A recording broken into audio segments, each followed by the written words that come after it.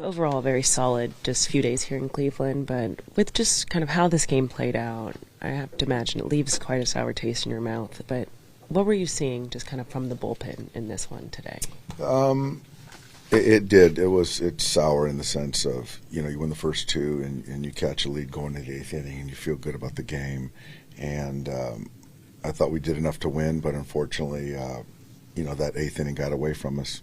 With whether it was Tanner, whether it was Alex Vesia, what are you kind of seeing from those guys right now?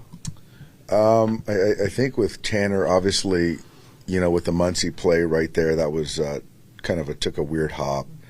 And then the walk was a walk that you really would like to have back. And I think that the crux is when you get count leverage, we're just not able to put guys away with the strikeout and leaving middle spin sliders in the zone for them to put the ball in play. And I think that when you do that, then sometimes the ball finds holes or some outfield grass. And so that's kind of what I see. And then with Alex, got behind and gave him with a fastball that wasn't his best fastball, and the guy hit a homer. But Tanner, how much is the lack of finishing guys off kind of a common thread of his season so far? I think that's what it is, and we've got to kind of get to the bottom of it. It's not a usage thing. It's something that we've seen all year, and there's great strike throwing, getting count leverage. But just that last pitch, to put guys away, like he did with Arias, I thought that was kind of, something really impressive, and that's what we got to kind of unlock and be consistent with. But I just think the stuff is good at times, but it's just kind of the finishing off the hitters. Is that Muncie one a play he needs to make there? I know it took like that weird hop off the edge of the grass. Kind of how did you see it? You know what? I just saw it from my vantage point, so I didn't get a clear view of it. I know that the coach were talking about that it kind of, the last hop took a weird turn, and so I just didn't get a good enough look at it. You try to get a second inning out of Trevino because of the workload out there, or do you expect him to be a two-inning, multi-inning guy? I think it's just more of just given where we're at, the options, and it's some of those guys you want batting left-handed versus right-handed, and he was down for a couple of days, so that's kind of where we're at. So I felt good about that. Yeah. And then going to Tanner in the seventh inning. I just felt that right there, Trevino was out of gas, and I wanted to stop the momentum, and I just felt that part of the order, I felt good about Tanner going back out there.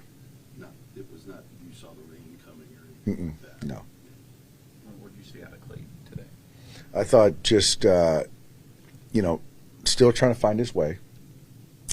Wasn't his best stuff, but found a way to limit damage, compete out there, which he always does, and willed himself through 5 innings and made pitches when he needed to. And I thought the last couple innings got a little bit better. And I just felt, for me, his third outing, or essentially his second outing, early on there was a lot of laboring and trying to really stressful pitches.